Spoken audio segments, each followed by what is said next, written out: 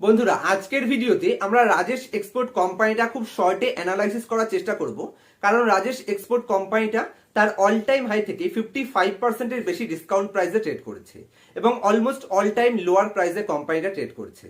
Company যেখানে 1028 টাকা top বানিয়েছিল সেখান থেকে কন্টিনিউয়াসলি ডাউন ট্রেন্ডে আস্তে আস্তে আজকে 460 টাকাতে কোম্পানিটা প্রাইস অ্যাভেলেবেল আছে। এবং এই কোম্পানিটা নিয়ে অতীতে আমি একটা ভিডিও বানিয়েছিলাম যেখানে আমি ডিসকাস করার পর থেকে কোম্পানিটা অলমোস্ট 12 থেকে 13% ডাউন ট্রেন্ডে ট্রেড করেছে। তো যারা যারা এই কোম্পানিটাতে ইনভেস্ট করেছিল অনেকে আমাকে কমেন্টস করছে যে দাদা, রাজেশ এক্সপোর্ট কোম্পানির বিজনেসে কোনো প্রবলেম এসছে কিনা, কেন কোম্পানিটা ব্যাক টু ব্যাক ডাউন ট্রেন্ডে এসছে, যেখানে ব্যাক টু ব্যাক প্রত্যেকটা কোম্পানি মার্কেটের আদার্স কোম্পানিগুলো কন্টিনিউয়াসলি নিউ হাই ক্রিয়েট করছে, সেই টাইম পিরিয়ডে রাজেশ এক্সপোর্ট কোম্পানিটা কেন কন্টিনিউয়াসলি ডাউনে আসছে। যদি আমাদের পোর্টফোলিওতে এই টাইমে রাজেশ এক্সপোর্ট কোম্পানি থেকে থাকে, যদি ডাউন প্রাইসে মানে আমাদের লসে থাকে, তাহলে কি এখন আমরা অ্যাভারেজ করতে পারি কিনা, বা এখন ফ্রেশ ইনভেস্টমেন্ট করা যায় কিনা, বা এটাকে এক্সিট করে দেওয়া উচিত কিনা, প্রত্যেকটা পয়েন্ট ইন ডেপথ অ্যানালাইসিসের মাধ্যমে আপনাদের বোঝানোর চেষ্টা করব। তার আগে বলে দিই, এই রাজেশ এক্সপোর্ট কোম্পানিটার বিজনেস মডেল থেকে শুরু করে ফান্ডামেন্টাল থেকে শুরু করে প্রত্যেকটা পয়েন্ট আমি এ টু জেড ইনডেপথ অ্যানালাইসিস অতীতে একটা ভিডিওতে করে দিয়েছিলাম। আমি ডেসক্রিপশনে লিংক প্রোভাইড করার চেষ্টা করব, অবশ্যই আপনাদের একবার দেখবার জন্য অনুরোধ করব, তাহলে আপনাদের বিজনেস মডেল, ফান্ডামেন্টাল, ফিনান্সিয়াল প্রত্যেকটা ইনডেপথ নলেজ অবশ্যই আপনাদের হয়ে যাবে। তো এখন কোশ্চেন হচ্ছে, এই কারেন্ট মার্কেট প্রাইসে এই যে 460 টাকাতে কোম্পানি ট্রেড করছে, লাস্ট এক মাসে 28% ডিসকাউন্টে এসছে, এখন আমাদের কি করা উচিত, বা ফ্রেশ ইনভেস্টমেন্ট করা যায় কিনা, বা কোম্পানির বিজনেসে কোনো প্রবলেম এসছে কিনা, সেটাই উদ্ধার করা হচ্ছে এখন আজকের ভিডিওতে আমার উদ্দেশ্য। তো কোনো ধরনের বাই অথবা সেল রিকমেন্ডেশন হিসেবে নেবেন না, আমি শুধুমাত্র আমার পার্সোনাল এক্সপিরিয়েন্স, পার্সোনাল ওপিনিয়ন আপনার সাথে শেয়ার করার চেষ্টা করছি। যেই ভিডিওগুলো দেখে আপনারা stock, bond, mutual fund related, overall investment related আপনাদের নলেজকে অনেক বেশি গেইন করতে পারবেন এবং এক্সপিরিয়েন্সকে অনেক বেশি শেয়ার করতে পারবেন। এবং পুরো ভিডিওটি দেখবার পরে আপনাদের কাছে আমার রিকোয়েস্ট রইল যে যদি মনে হয় যে এই ভিডিওটা থেকে কিছুটা হলেও পজিটিভ নলেজ গেইন হয়েছে, তাহলে অবশ্যই ভিডিওটাকে লাইক করতে ভুলবেন না। যদিও কোম্পানির বিজনেস মডেল আমি অতীতেও ডিসকাস করে দিয়েছিলাম, তাও খুব শর্টে আগে বিজনেস মডেলটা বুঝিয়ে দিচ্ছি, তাহলে পুরো ভিডিওটা বুঝতে আপনাদের অনেক ইজি লাগবে। তো সবার প্রথমে রাজেশ এক্সপোর্ট কোম্পানির বিজনেস মডেল কি আছে। কোম্পানি লাক্সারি প্রোডাক্ট ম্যানুফ্যাকচারিং করে থাকে এবং র ম্যাটেরিয়াল থেকে স্টার্ট করে কোম্পানি ম্যানুফ্যাকচারিং পর্যন্ত, রিটেল সেল পর্যন্ত প্রত্যেকটা কাজ কোম্পানি করে থাকে। যদি আরো সহজে বলতে হয়, তাহলে কোম্পানি গোল্ড সেগমেন্ট থেকে কাজ করে, গোল্ড মাইনিং থেকে শুরু করে, সেটাকে রিফাইনিং থেকে শুরু করে, ম্যানুফ্যাকচারিং থেকে শুরু করে কোম্পানির নিজস্ব ব্র্যান্ড ভ্যালুর মাধ্যমেও রিটেল সেল করে থাকে। তাছাড়া কোম্পানি B2B বিজনেস সেগমেন্টে ওভারঅল গ্লোবালে মার্কেট লিডিং পজিশন হোল্ড করে আছে। তো আশা করি কোম্পানির বিজনেস খুব শর্টে বোঝাতে পারলাম। এবার বুঝতে হবে, দেখুন আমাদের ইন্ডিয়ান মার্কেটে যত small cap, mid cap company আছে কন্টিনিউয়াসলি আপ ট্রেন্ডে যাচ্ছে, তা সত্ত্বেও কোম্পানি কেন এই কোম্পানিটা ডাউন ট্রেন্ডে আসছে। তো এই কোম্পানির মেন বিজনেস, কোম্পানি 60%-এর বেশি বিজনেস রান করে গ্লোবাল মার্কেট থেকে। গ্লোবালে market leading position company hold করে এবং গ্লোবাল কন্ডিশন এখন আমরা জানি যে সেখানে ইন্টারেস্ট রেট হাইক চলছে। তাছাড়া ইনফ্লেশনের কারণে তাদের এখন অনেক টাফ সিচুয়েশন চলছে। আপনি ইউএস এর কথা বলেন, জার্মানির কথা বলেন, জাপানের কথা বলেন, ইউরোপের কথা বলেন, যে কোনো জায়গায় এখন কন্ডিশন একটু খারাপ রয়েছে। এবং এই কোম্পানিটা টোটাল বিজনেসটাই হচ্ছে হাই এন্ড বিজনেস, যেখানে লাক্সারি প্রোডাক্ট কোম্পানি সেল এবং মানে ম্যানুফ্যাকচারিং করে থাকে এবং সেল করে থাকে। রিটেলের কথা বলুন অথবা B2B এর কথা বলেন, তো ওভারঅল সেগমেন্টে এখন ডাউন ট্রেন্ড চলছে। যেইটা আমি রাজেশ এক্সপোর্ট কোম্পানিটা ডিসকাস করেছিলাম, সেই একই টাইম পিরিয়ডে আমি রাজেশ এক্সপোর্টের সাথে ভাইভাব গ্লোবাল কোম্পানিটাও ডিসকাস করেছিলাম। দুটো কোম্পানি একই সেগমেন্ট থেকে বিলং করে, almost similar product company manufacturing করে থাকে, অনেকটাই এক টাইপের ধরতে পারেন, তবে বিজনেস মডেল একটু আলাদা আছে। দুটো কোম্পানিতে আজকের দিনেও গ্রেট ভ্যালু বাইং অপরচুনিটি আছে বলে আমি মনে করছি। তাহলে কোম্পানিটা ডাউন ট্রেন্ডে কেন আসছে, যেটা আমি আগেই বললাম যে কোম্পানি এমন সেগমেন্ট থেকে বিলং করে যেটা লাক্সারি প্রোডাক্ট সেগমেন্ট থেকে আসে, জুয়েলারি সেগমেন্ট, যে কারণে ওভারঅল গ্লোবালে নেগেটিভ সেন্টিমেন্টের কারণে কোম্পানির বিজনেসের সামান্য ওভারঅল সেগমেন্টে একটু ডাউন ট্রেন্ড চলছে। তবে কোম্পানির ফিনান্সিয়ালে কোনো প্রবলেম আছে কিনা সেটা বোঝানোর জন্য আমি আপনাদের স্ক্রিনারের উপর নিয়ে যাব, তাহলে আপনারা ইজিলি ডিসিশন নিতে পারবেন যে এই মার্কেট কন্ডিশনে রাজেশ এক্সপোর্ট কোম্পানির শেয়ারটির সাথে কি করা উচিত। তো কোম্পানির ভ্যালুয়েশনের কথা বলেন বা ফিনান্সিয়াল কথা বলেন, সেটা বোঝানোর জন্য আমি আপনাদের স্ক্রিনারের উপর নিয়ে যাচ্ছি। এবং যদি আমার কাছ থেকে অ্যাডভান্স লেভেল ফান্ডামেন্টাল অ্যানালাইসিস শিখতে চান, যাতে এই ধরনের কোম্পানি যখন ডাউনে আসবে তখন ভয় না পেয়ে কিভাবে ইনভেস্টমেন্ট করতে হয় বা আপনার আশেপাশে 99 জনের থেকে কিভাবে আপনি দুটো স্টেপ এগিয়ে থাকতে পারবেন, অ্যাডভান্স লেভেলের ফান্ডামেন্টাল অ্যানালাইসিস পার্সোনাল ক্লাসে শেখার জন্য নিচে আমার মোবাইল নাম্বার দেখতে পাচ্ছেন, আমার সাথে কন্ট্যাক্ট করতে পারেন। অ্যাডভান্স লেভেলের ফান্ডামেন্টাল অ্যানালাইসিস 1-to-1 আপনার সামনে প্রত্যেকটা ডাউটস ক্লিয়ার করে দেওয়া হবে।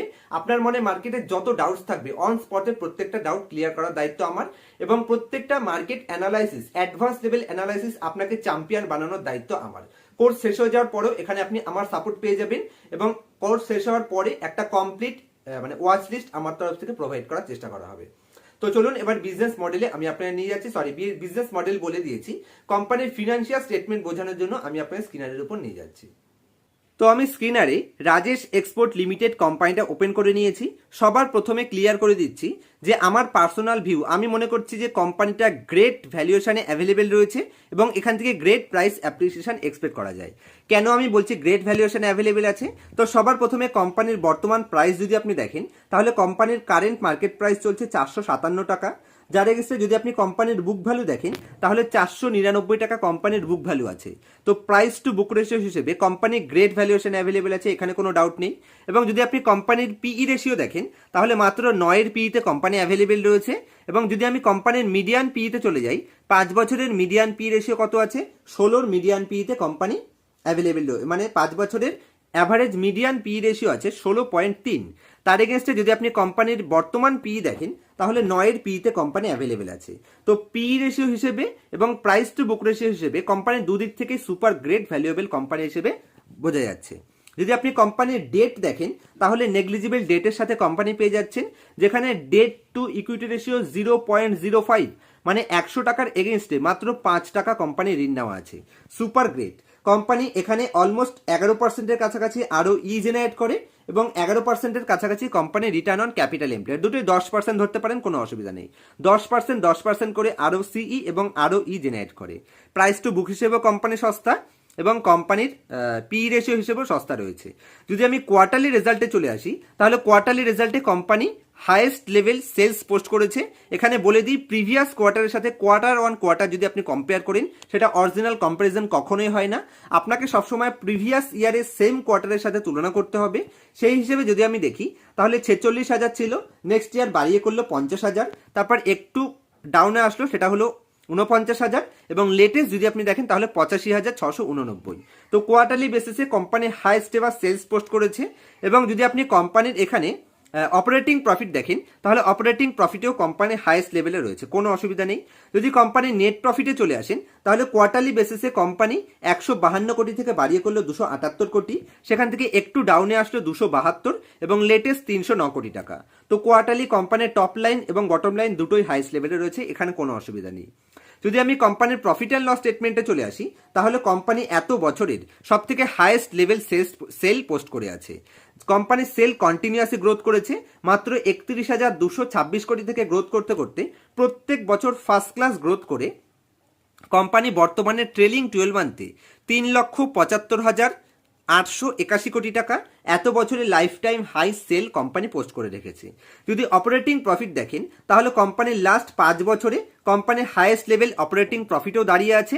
এবং যদি আপনি কোম্পানির নেট প্রফিটে চলে আসেন তাহলে life time company highest net profit company post করেছে।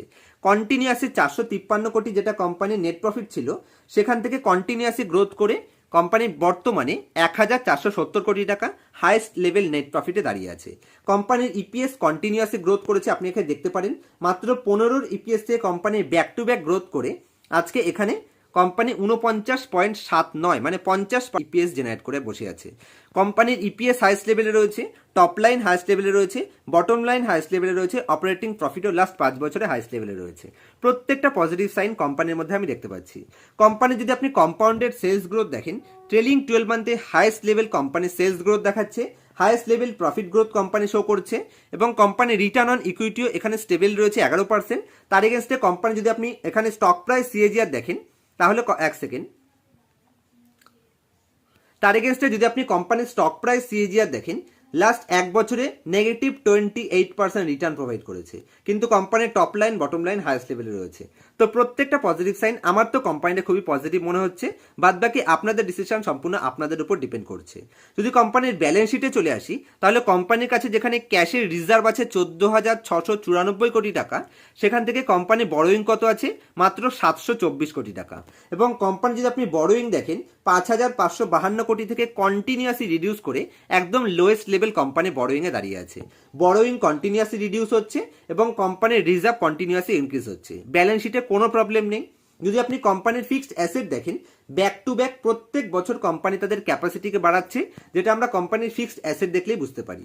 এবং কোম্পানির সিডব্লিউআইপি তেও কন্টিনিউয়াসলি কাজ চলছে, ছোটখাটো কাজ চলছে, কিন্তু সিডব্লিউআইপি তেও কোম্পানির কাজ রয়েছে। তো পজিটিভ সাইন তো এখানে সবকিছু অ্যাভেলেবেল আছে। কোম্পানি যদি আপনি এখানে ক্যাশ ফ্রম অপারেটিং অ্যাক্টিভিটিস দেখেন, ক্যাশ ফ্রম অপারেটিং অ্যাক্টিভিটিস এখানে পজিটিভ আছে, এখানেও কোনো চিন্তার বিষয় নেই। যদি আপনি কোম্পানির এখানে ওয়ার্কিং ক্যাপিটাল ডেজে আসেন, তাহলে কোম্পানির এখানে সাস্টেনেবল ওয়ার্কিং ক্যাপিটাল ডেজ রয়েছে, মাত্র 11 দিন ওয়ার্কিং ক্যাপিটাল রয়েছে। এবং আগে তো এখানে নেগেটিভও গেছিল, এটা খুব পজিটিভ সাইন। এবং যদি আপনি কোম্পানির শেয়ার হোল্ডিং প্যাটার্নে চলে আসেন, তাহলে আমি 5টা কোয়ার্টারকে সবসময় বেশি গুরুত্ব দিই। এবং লেটেস্ট 5টা কোয়ার্টার যদি আপনি দেখেন, প্রোমোটারের কাছে 54% স্টেক ছিল, আজকেও 54% স্টেকই তারা হোল্ড করে আছে। এবং যদি আপনি এফআইআই স্টেক দেখেন, যেটা 17.70% স্টেক ছিল, এখন তারা একদম সামান্য ডিক্রিজ করেছে, 1% ডাউন করেছে। এবং যদি আপনি এখানে ডিআইএ স্টেক দেখেন, যেটা 11% স্টেক ছিল, আজকেও তাদের 11% স্টেক রয়েছে। এবং পাবলিকের স্টেক যদি আপনি দেখেন, যেটা 16% ছিল, সেটা অবশ্যই 2% বেড়েছে, 18% হয়েছে। কিন্তু এখানে ইম্পর্টেন্ট বিষয় হলো, যদি আপনি পাবলিকের পাশে প্লাসের মধ্যে ক্লিক করেন, তাহলে দেখুন এর মধ্যে কত এখানে এইচএনআই রয়েছে, হাই নেটওয়ার্থ ইন্ডিভিজুয়াল। এখানে 4.8%, এখানে 4.7%, 1.5, 2.18 এবং দেখতে পারেন কন্টিনিউয়াস, তার মানে এটা 2%, তার সাথে এখানে 5, 10%, 11, 12, 13, 15%-এর কাছাকাছি এখানে পাবলিক ছাড়া এইচএনআই মানে হাই নেটওয়ার্থ ইন্ডিভিজুয়ালের কাছে আছে, যাদের কাছে 1%-এর বেশি স্টেক রয়েছে। তার মানে রিটেল মানে আপনার আমার মতন পাবলিকের কাছে মাত্র 3% স্টেক রয়েছে। তো প্রত্যেকটা পজিটিভ সাইন তো আমি কোম্পানির মধ্যে দেখতে পাচ্ছি। আমার পার্সোনালি মনে হচ্ছে কোম্পানি গ্রেট ভ্যালুয়েশন অ্যাভেলেবেল রয়েছে। আপনাদের ডিসিশন সম্পূর্ণ আপনাদের উপর ডিপেন্ড করছে। তো বন্ধুরা, রাজেশ এক্সপোর্ট কোম্পানিটা আরও একবার ডিটেল অ্যানালাইসিস করার পরে আমি পার্সোনালি যেটা দেখলাম, যে অতীতেও যেই পয়েন্টসগুলো কোম্পানির মধ্যে অ্যাভেলেবেল ছিল, আজও প্রত্যেকটা পজিটিভ সাইন কোম্পানির মধ্যে অ্যাভেলেবেল আছে। সেটা আপনি ভ্যালুয়েশন হিসেবে দেখেন, কোম্পানির রিটার্ন রেশিও হিসেবে দেখেন, কোম্পানির প্রোমোটার স্টেক হিসেবে দেখেন, রিটেলের কাছে মাত্র 3% স্টেক অ্যাভেলেবেল আছে। কোম্পানির টপ লেভেল হাইস্ট লেভেল মানে টপ লাইন হাইস্ট লেভেলে রয়েছে, বটম লাইন হাইস্ট লেভেলে রয়েছে। তো অতীতেও যেই সাইনগুলো কোম্পানির মধ্যে অ্যাভেলেবেল ছিল, আজকের দিনেও কোম্পানির কারেন্ট মার্কেট প্রাইস ডাউনে আসা পরেও কোম্পানির মধ্যে তো আমি পার্সোনালি কোনো নেগেটিভ সাইন দেখতে পাচ্ছি না। তো যদি আপনারা ডিসিশন নেন, আপনাদের ডিসিশন সম্পূর্ণ আপনার। আমার পার্সোনাল ওপিনিয়ন যদি আপনারা চান, তাহলে আমি বলবো অবশ্যই কোম্পানিটাকে হোল্ড করা যায়। এবং যদি আপনার বাইং প্রাইস থেকে কম করে 10%-এর বেশি ডাউন ট্রেন্ডে থাকে, তাহলে অবশ্যই কোম্পানিটাকে আপনি অ্যাভারেজ করতে পারেন। তবে অবশ্যই মাথায় রাখবেন, কোনো একটা পার্টিকুলার কোম্পানিতে আপনার টোটাল ইকুইটি ক্যাপিটালের 5%-এর বেশি যাতে ইনভেস্টেড না থাকে, যাতে করে ওভারঅল মার্কেট কন্ডিশন নেগেটিভে গেলেও আপনার টোটাল পোর্টফোলিওতে একটা বা দুটো কোম্পানি ব্যাড পারফর্ম করলেও যাতে ওভারঅল পোর্টফোলিওতে ডাউন ট্রেন্ড না আসে।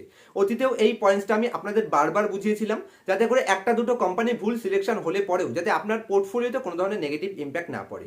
দেখুন, আমরা সিলেকশন তো কোম্পানি করছি, সেটা আমাদের হাতে থাকছে। বাদবাকি কোন কোম্পানি ভালো পারফরমেন্স করবে বা কোন কোম্পানি খারাপ পারফরমেন্স করবে, এটা কিন্তু আমাদের কন্ট্রোলে থাকে না। যে কারণে সিলেকশন আপনি করে নিন, ভ্যালুয়েবল কোম্পানিতে ইনভেস্টমেন্ট করুন, সঠিক অ্যালোকেশন রাখুন, তারপরে যেটা হওয়ার মার্কেট আপনাকে অবশ্যই প্রাইস দিয়ে যাবে। যদি আপনার ভালো সিলেকশন থাকে, ডেফিনেটলি ভালো প্রাইস পাবেন। এবং একটা দুটো কোম্পানিতে যদি প্রোমোটার স্টেক বা মানে মার্কেট অপারেটার্সরা মিলেও যদি কোনো গেম প্ল্যান করে দেয়, তাহলে ওভারঅল পোর্টফোলিওতে আপনার কখনোই ব্যাড ইম্প্যাক্ট পড়বে না। আজকের মতো এই অবধি। যদি এই রাজেশ এক্সপোর্ট কোম্পানিটা রিলেটেড অথবা স্টক মার্কেট রিলেটেড কোনো কোয়ারি আপনার মনে থেকে থাকে, আমাকে নির্দ্বিধায় কমেন্ট করতে পারেন। আমি প্রত্যেকটা কমেন্ট পড়ি এবং প্রত্যেকটা কমেন্টের আমার তরফ থেকে বেস্ট রিপ্লাই দেওয়ার চেষ্টা করি। দেখা হবে নেক্সট ভিডিওতে কোনো ইনফরমেটিভ টপিকের সাথে। ততক্ষণ পর্যন্ত হ্যাপি ইনভেস্টিং, হ্যাপি ট্রেডিং।